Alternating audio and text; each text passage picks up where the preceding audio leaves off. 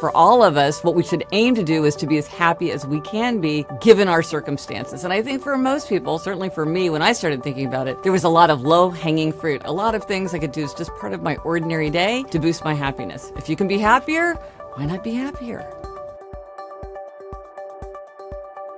People sometimes ask me, what is the secret to happiness? And I think there's two ways that you can answer that. One secret to happiness, maybe the secret to happiness, is relationships. We need enduring, intimate bonds.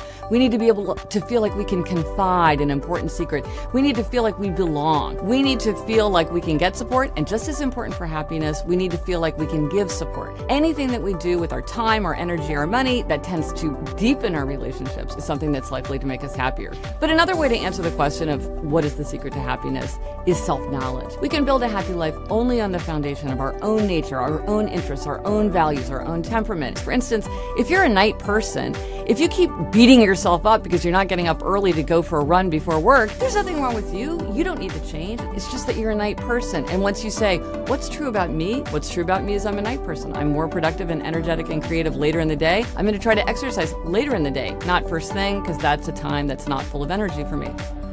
One thing that a lot of people really want to do to make themselves happier is they want to change an important habit. So how do you change a habit? Experts have all kinds of great advice. Start small, do it first thing in the morning, do it for 30 days, give yourself a cheat day. But what I found is that there is no magic one-size-fits-all solution. We all have to do it in the way that's right for us. And just because something worked for your brother-in-law or for Steve Jobs doesn't mean that it's going to work for you. However, there are a few strategies that work for just about everyone. For one thing, convenience and inconvenience. If you want to stay off your phone, make it very inconvenient to go on your phone. Instead of having your phone in your back pocket, put your phone in your briefcase, put your briefcase on a high shelf in a closet, and close the closet door. Or turn your phone to grayscale so that it doesn't look as enticing when you look at it. If you want to do something, make it convenient. Join the gym that's across the street from your office instead of one that's a block away, even though it's a little cheaper, because you're a lot more likely to go to one that's just across the street.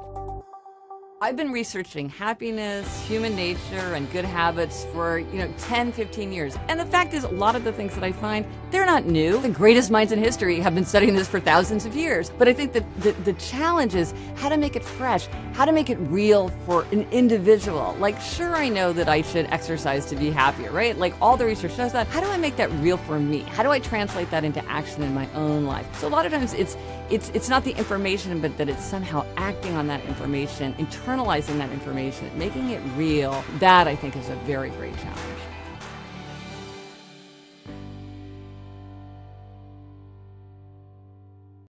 Hey, NBC News viewers, thanks for checking out our YouTube channel. Subscribe by clicking on that button down here and click on any of the videos over here to watch the latest interviews, show highlights, and digital exclusives. Thanks for watching.